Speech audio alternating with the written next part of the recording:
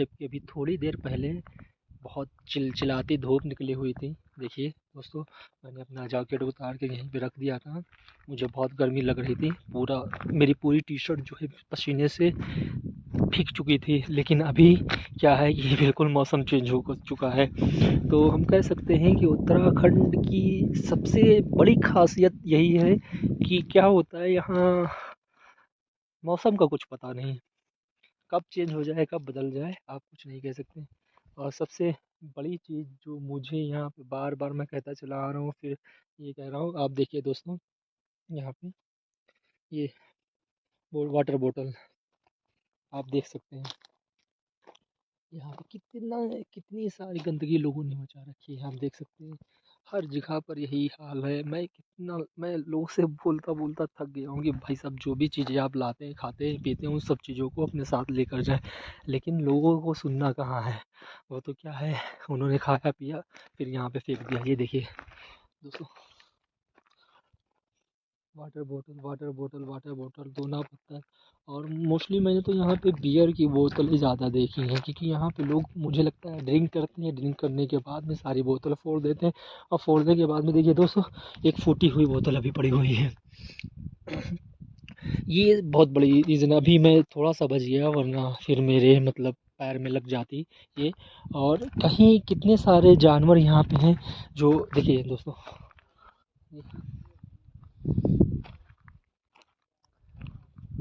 क्या ही कर सकते हैं इसके लिए। अब तो आप समझ ही सकते हैं क्या है हाल इसका। हेलो दोस्तों, स्वागत है आप सभी लोगों का मेरे YouTube channel real travel review पे। तो दोस्तों, अभी आप देख सकते हैं कि मैं जॉर्ज एवरेस्ट पर हूँ। और इस जगह पे वैसे दोस्तों मैं पहले भी आ चुका हूँ, लेकिन उस टाइम मेरा कोई यूट्यूब चैनल नहीं था। तो अभी मैंने अपना नया यूट्यूब चैनल बना लिया है, इसलिए मैंने सोचा आप लोगों के साथ ये वीडियो शेयर की जाए। तो दोस्तों, वैसे जब मैंने एक बात यहाँ पे नोटिस की, जब अभी मैं वैसे यहाँ पे काफ़ी बार आ चुका हूँ, 3 से 4 बार। लेकिन इस बार जब मैं आया तो मैंने यहाँ पे कुछ नया देखा। तो वो नया क्या था, मैं अभी आपको बताने जा रहा हूँ, मैं आपके साथ शेयर करने जा रहा हूँ। आप भी बताएं वो सही है या गलत है। तो जब मैं पहले आया था यहाँ पे, तो यहाँ पे एकदम फ्री थी। इस एवरेस्ट पर आप आ सकते हैं, कैंपिंग कर सकते थे, अपना टाइम स्पेंड कर सकते थे, नेचर को एंजॉय कर सकते थे। और हमारी जो उत्तराखंड की जो एक्चुअल ब्यूटी थी, उसको देख सकते थे। लेकिन दोस्तों, अभी मुझे एकदम से शॉक लगा। जैसे मैं यहाँ पे आया नीचे, मैंने देखा यहाँ पे कुछ चीज़ें बहुत चेंज हो चुकी थी। जैसे कि नीचे पार्किंग वाले भैया ने मुझसे बोला 100 रुपीज़ दीजिए स्कूटी पार्क करने के लिए। तो मैंने भैया को 100 रुपीज़ दिया और बोला, भैया पहले तो ऐसा नहीं था।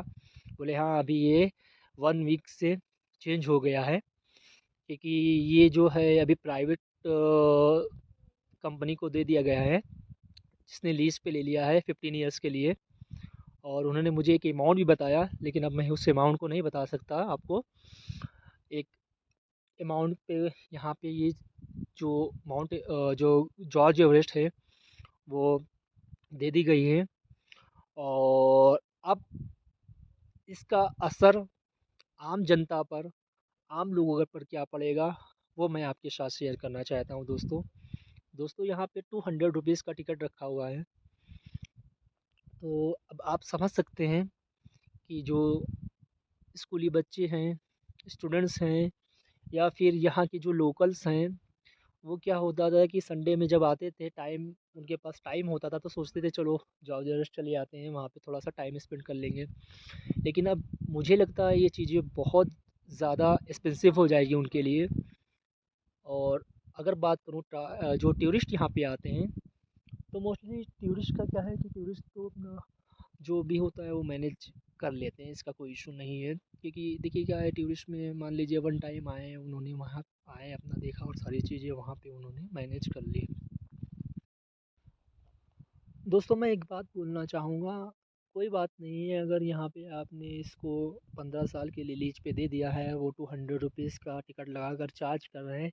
लेकिन कुछ चीज़ें यहाँ पे दिखनी भी चाहिए। ऐसा होना चाहिए कि कुछ साफ़-सफ़ाई होनी चाहिए, कुछ अरेंजमेंट होना चाहिए और कुछ बैठने के लिए कुछ और ऐसा कुछ हो कि लगे हाँ, मैंने दो ₹200 जो दी है, वो मेरा वर्थ है।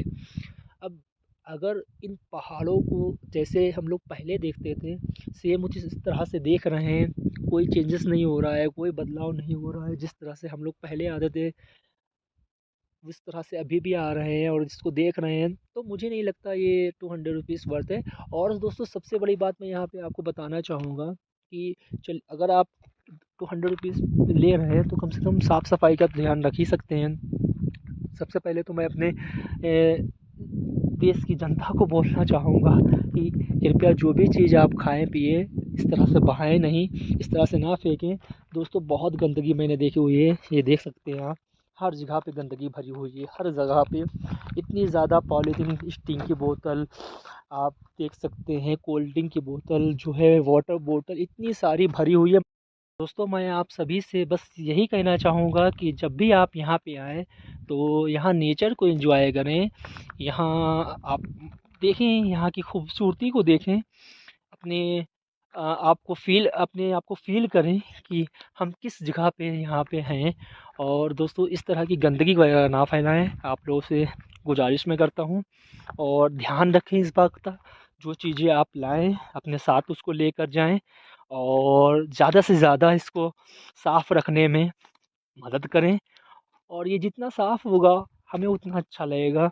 ये भी एक तरह से हमारा घर ही है और हमें अपने घर जिस तरह से हम अपने घर को साफ़ रखते हैं, उस तरह से हमें यहाँ इसको भी साफ़ रखना है। तो दोस्तों आप एन्जॉय कर सकते हैं नज़ारे। अभी फिर से सूरज की थोड़ी-सी चमक देखने को मिल रही है और साथ में अगर मैं इस साइड आपको दिखाऊँ तो इस साइड में काफ़ी सारे बादल बिल्कुल मेरे नीचे से जा रहे हैं उस साइड में। और बस इसको अल्फ़ाज़ों में बयाँ नहीं कर सकते। बस जो नज़ारे हैं उसे आप यहाँ आकर फ़ील कर सकते हैं। तो दोस्तों अभी जब मैं नीचे वहाँ पर टिकट ले रहा था तो मुझे भी ₹200 थोड़ा-सा एक्सपेंसिव लगा था।